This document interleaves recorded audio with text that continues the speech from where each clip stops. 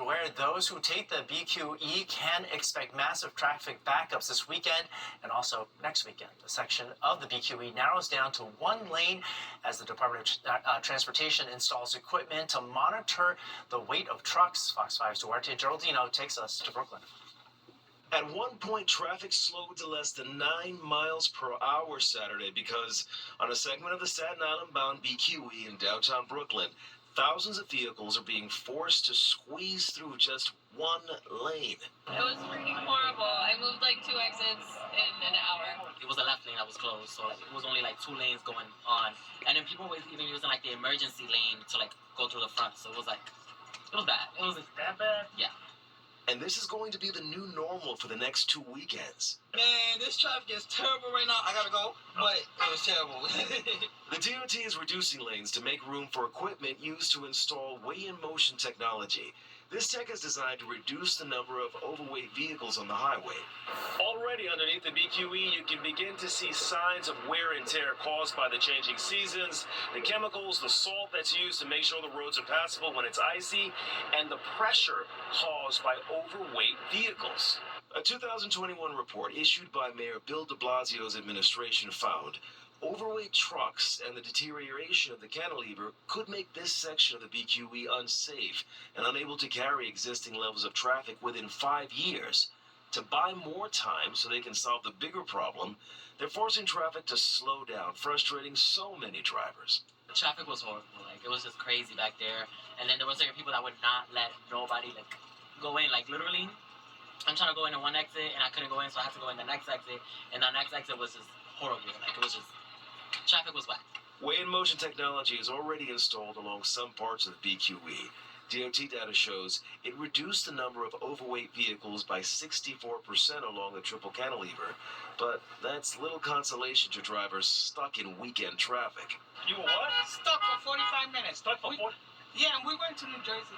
Yikes, good luck. To be clear, the lane closures on the BQE near Adams Street to Washington Street will be in effect from 1 a.m. Saturday through 5 a.m. Monday, this weekend and next weekend. Your best bet is going to be to take mass transit if you can. Duarte Geraldino, Fox 5 News.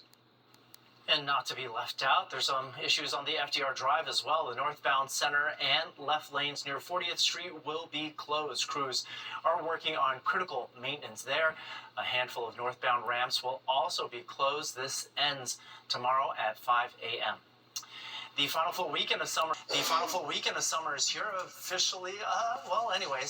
It's officially ending soon. This is happening as the heat is still keeping everyone happy, mostly everyone.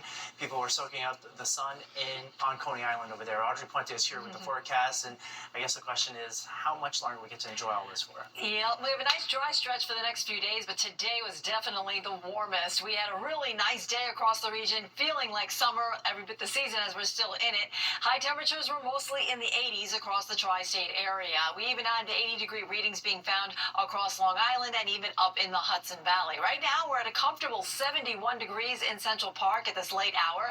We do have clear skies there, as well as over towards LaGuardia with a reading of 73. Atlantic City is a little bit cooler, checking in at 61 degrees, also with clear skies. So right now, temperatures are pretty nice all across the region. We're in the 60s from White Plains to Poughkeepsie. It's 70 in Bridgeport, 66 over in Islip. We have clear skies out there, and we should stay clear as we go through the rest of the evening. Maybe a couple of high, thin clouds passing through. So that dry stretch of weather that we've been experiencing as of late will continue for a few more days, but then our rain chances begin to increase as we go into the middle part of next week. So in the meantime, we're expecting clear skies for tonight, a couple of high, thin clouds by the morning. Temperatures mostly in the 60s across the region, but tomorrow will warm it up into the mid-70s by the time we get to lunchtime. So we are expecting a really nice Sunday ahead of us with very comfortable temperatures across the region. As I mentioned, rain will return to the tri-state area next week. We're also expecting a drop in our temperatures. We're going to have a cool finish to the summer season, which ends this time next week. We officially bring in fall next Sunday, and I'll have the details on what we can expect for the upcoming week in just a few minutes. Arthur? Well, you're dressed like sunshine. We'll take that. And as Audrey just said, it seemed like a perfect day to be outside. Fox 5's Richard Jacova set out to find out how people are extending their summer vibes. Well into the night, the social scene in the West Village felt more like the start of summer rather than the end of it. Honestly, it's pretty good. The breeze is awesome.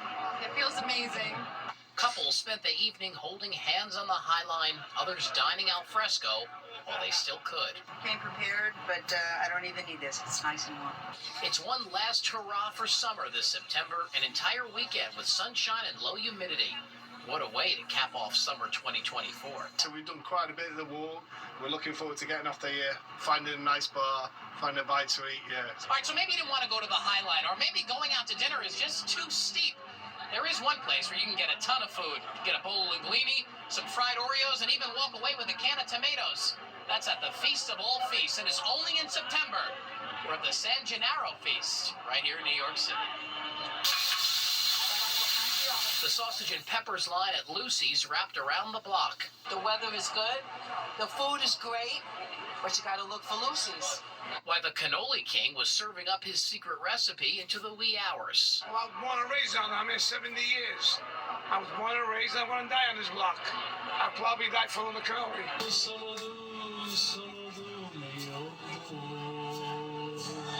San Gennaro is celebrating 50 years, and to mark the occasion, a 77-degree night in September.